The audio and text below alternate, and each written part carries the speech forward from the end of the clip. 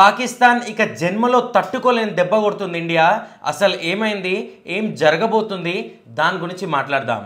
April 22, 2025 Pahalgam అనే ఒక tourist స్పాట్లో ఒకటి కాదు రెండు కాదు వందల మంది టూరిస్టులు విజిట్ చేసే ప్లేస్లో ఈ ఇన్సిడెంట్ అయింది. ఒక గ్రూప్ ఆఫ్ పీపుల్ గన్స్ పట్టుకొని ముందరకు వచ్చి మీ పేరు చెప్పండి అని అన్నారు. ఏదో సెక్యూరిటీ కదా, మన ఇండియన్ సెక్యూరిటీ ఏమో కదా అని పేరు చెప్పారు. పేరు చెప్పిన వెంటనే బాడీలకి బుల్లెట్లు దూసుకొని వెళ్ళిపోయినాయి. మీరు హిందువా ముస్లిమా అడిగి మరీ చంపారు. ఇంకా కన్ఫ్యూజన్ ఉంటే ప్యాంట్ ఇప్పి ప్రైవేట్ పార్ట్స్ చూసి హిందువా ముస్లిమా కన్ఫర్మ్ చేసుకొని దాని తర్వాత చంపారు. దీనికి పాకిస్తాన్ రెస్పాన్స్ ఏంటి, ఇండియా రెస్పాన్స్ ఏంటి, దాని గురించి మాట్లాడదాం. ఈ ఇన్సిడెంట్ అయిపోయిన తర్వాత ఇండియా మొత్తం డిప్లొమాటిక్ రిలేషన్స్ ఏవైతే పాకిస్తాన్తో ఉందో మొత్తం ఎండ్ చేసేసారు. పాకిస్తాన్ వాళ్ళు ఎవ్వరు ఇండియాకి రావద్దని చెప్పి వీసాస్ క్యాన్సల్. ఎవరైనా పాకిస్తాన్ వాళ్ళు ఇండియాలో ఉంటే కనుక ఇమ్మీడియట్ ఎఫెక్ట్తో వెళ్ళిపోవాలని చెప్పారు. అది ఓన్లీ పాకిస్తాన్ పబ్లిక్కే కాదు, పాకిస్తాన్ మిలిటరీ అయినా పాకిస్తాన్ గవర్నమెంట్ ఎంప్లాయీస్ అయినా ఎవరైనా సరే ఇమ్మీడియట్ ఎఫెక్ట్గా ఇండియా నుండి వెళ్ళిపోవాలి అని ఇండియన్ గవర్నమెంట్ అయితే చెప్పారు. అండ్ ఇది కాకుండా one of the major step వాళ్ళు తీసుకుందంటే ఇండస్ వాటర్ ట్రీటీ ఏదైతే ఉందో దాన్ని కంప్లీట్లీ క్యాన్సిల్ చేసేసారు. ఇది ఒక పెద్ద స్టెప్ అని చెప్పొచ్చు. ఎందుకంటే మనకి చాలా ఇయర్స్ అంతెందుకు కార్గిల్ వార్ అయినప్పుడు కూడా ఇండస్ వాటర్ ట్రీటీని ఇండియా వాళ్ళు టచ్ చేయలే. ఎందుకంటే ఈ టెర్రరిస్టులు లేకపోతే ఈ నక్సలైట్ల వల్ల కామన్ పీపుల్కి ఎందుకు ఎఫెక్ట్, మొత్తం పాకిస్తాన్ ఎకనామీని ఎందుకు డిస్టర్బ్ చేయాలి అని చెప్పి ఇండస్ వాటర్ ట్రీటీని ఎప్పుడూ టచ్ చేయలే. కానీ ఈసారి విత్ ఇమ్మీడియట్ ఎఫెక్ట్ ఈ ట్రీటీని క్యాన్సిల్ అయితే చేసిరు. మనకి 1947 ఇండిపెండెన్స్ తర్వాత 1948లో మనకి యుద్ధాలు అయినాయి. ముస్లిమ్స్కి హిందూస్కి అన్ని రిలీజియస్ పరంగా యుద్ధాలు అయినాయి. అప్పుడు మనకి ఈస్ట్ పాకిస్తాన్, వెస్ట్ పాకిస్తాన్, దాంతో ఇండియా, ఈ మూడు అయితే సపరేట్ అయినాయి. కానీ సపరేట్ అయింది ల్యాండ్ ఒకటే కాదు, న్యాచురల్ రిసోర్సెస్ కానీ ఐఏఎస్ ఐపీఎస్ అదే సివిల్ సర్వెంట్స్ కానీ వాటర్ కానీ ప్రతి ఒక్కటి మనకైతే డివైడ్ అయిపోయింది. 1960లో నెహ్రూ గారు ఇండియా పిఎం ఉన్నప్పుడు వాళ్ళ పిఎం అంటే పాకిస్తాన్ పిఎం ఇంకా మన పిఎంతో ఒక అగ్రిమెంట్ అయింది. అదే మనకి ఇండస్ వాటర్ ట్రీటీ. దీంట్లో ఏంటంటే ఇప్పుడు హిమాలయాల నుంచి వాటర్ వస్తుంది, అది కాశ్మీర్ నుంచి వస్తుంది. సో అక్కడ నుంచి ఇండియా నుంచి పాకిస్తాన్కి ఈ రివర్స్ అనేది ఫ్లో అయిపోతాయి. సో ఇక్కడ ఏంది మన సైడ్ నుంచి ఫ్లో అవుతుంది కదా. సో అట్లా మనకి రివర్స్ 6 ఉంటాయి. ఈస్టర్న్ రివర్స్ ఒకటి ఉంటుంది, వెస్టర్న్ రివర్స్ ఒకటి ఉంటుంది. ఈస్టర్న్ రివర్స్ వచ్చేసి మనకి రవి, బీస్, సుట్లజ్ ఇవి ఉంటాయి. వెస్టర్న్ రివర్స్ వచ్చేసి ఇండస్, చీనబ్, జీలం ఈ మూడు ఉంటాయి. అండ్ ఈ మూడిట్లో కూడా ఇండస్ చాలా పెద్దది. సో ఈ 6 రివర్స్ లో మెయిన్ మనకి ఇండస్.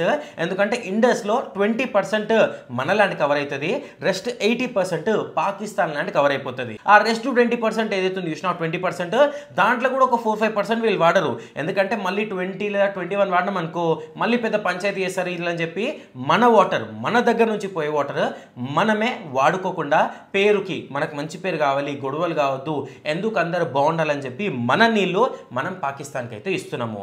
కానీ 1960లో ఒకరు ఆర్టికల్ రాశారు. వాళ్ళు ఏం చెప్తారు అంటే ఇది ఇండియాకి పాకిస్తాన్కి ఉన్న గొడవ కాదు, ఇది వాటర్ స్కేర్సిటీ వల్ల వచ్చే గొడవ. ఈ గొడవలు ఇంకా పెరిగిపోవచ్చు, ఇదొక టెక్నికల్ ప్రాబ్లం ఫండమెంటల్ ప్రాబ్లం కాదని చెప్పి ఒక ఆర్టికల్ రాసిర్రు. ఆర్టికల్ ఏంది వరల్డ్ బ్యాంక్ వాళ్ళు చదివారు. సో వరల్డ్ బ్యాంక్ వాళ్ళు ఏమన్నారు, నేను ఇంటర్ఫేర్ అవుతా, ఏమున్నా సరే ఫ్యూచర్లో మీరు నన్ను కాంటాక్ట్ అవ్వండి, నేను చెప్తా ఇది రైటా ఇది రాంగా అని చెప్పి. కాకపోతే ఇక్కడ ఒక దమ్మేం తెలుసా, ఎప్పుడైతే పాకిస్తాన్కి ఫ్లడ్స్ వచ్చినాయా వాళ్ళు ఏం చెప్తారు తెలుసా, వాళ్ళు కావాలని ఎక్కువ నీళ్ళు వదిలేరు ఇండియా వాళ్ళు, అందుకే ఫ్లడ్స్ వచ్చినాయి అని చెప్తారు. అండ్ ఒకవేళ అక్కడ వాటర్ రాలేదు, పంటలు సరిగ్గా పండలేదు, ఎండ ఎక్కువ ఉందనుకో కావాలని వాళ్ళు ఏం చెప్తారు, ఇండస్ ట్రీటీ పెట్టినా సరే ఇండియా వాళ్ళు వాటర్ ఆపేసారు దానివల్ల ఇట్లుంది అంటారు. సో అటు ఇటు ఏమైనా సరే పాకిస్తాన్ మీడియా కవర్ చేస్తుంది ఏంటంటే ఇండియా వల్లనే అయ్యింది అని చెప్పి.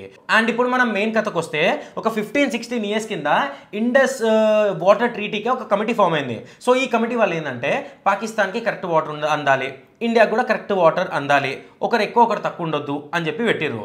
సో మనం ఏంది ఒక డ్యామ్ కట్టినాం అనుకో, ఫస్ట్ ఈ ట్రీటీ ఏదైతే కమిటీ ఉందో వాళ్ళ దగ్గర వెళ్తాం. సెకండ్ ఇప్పుడు మనకి నెదర్లాండ్స్లో ఇంటర్నేషనల్ కోర్ట్ అని ఒక కోర్టు ఉంది, చాలా పెద్ద కోర్టు. సో కంట్రీకి మధ్యలో ఏమైనా ఇష్యూస్ అయినాయి అనుకో, సో ఆ కంట్రీ వాళ్ళు నెదర్లాండ్స్లో ఆ ఇంటర్నేషనల్ కోర్ట్ ఉంది కదా, ఆ కోర్టుకి వెళ్ళి మనం అయితే డిస్కస్ చేస్తారు. వాళ్ళు ఎస్ అంటే ఎస్, నో అంటే నో, ఇది సెకండ్ స్టెప్.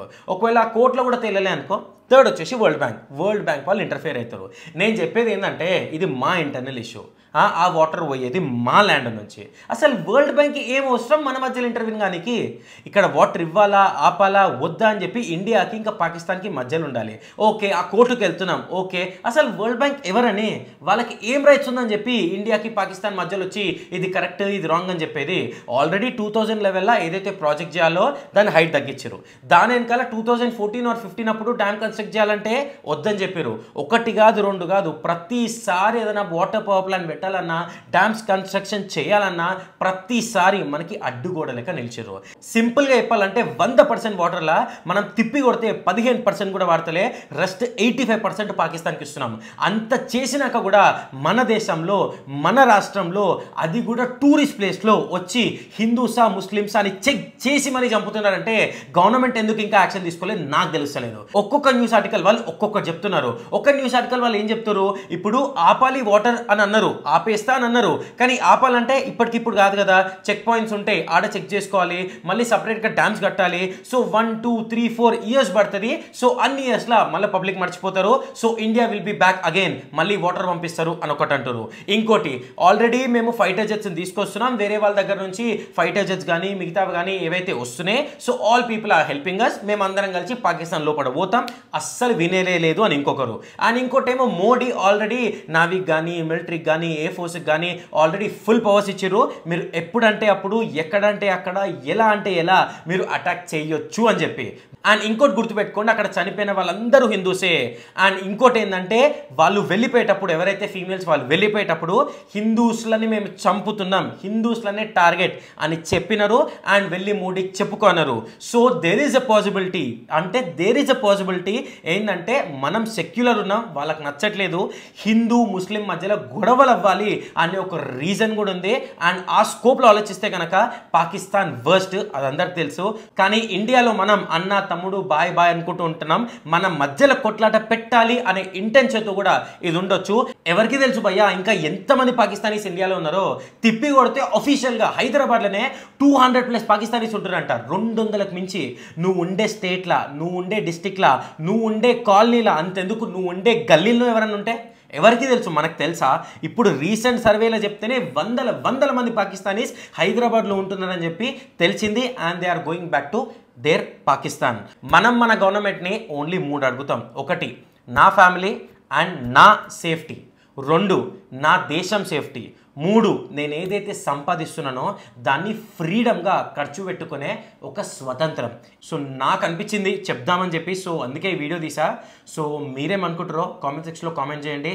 అండ్ మా కంటెంట్ నచ్చిందంటే మా ఇన్స్టాగ్రామ్ వీడియోలు ఇంకో 2-3 చూడండి. మీకు బాగుందంటేనే మమ్మల్ని ఫాలో కొట్టండి, మమ్మల్ని మీ ఫేవరెట్స్లో యాడ్ చేసుకోండి.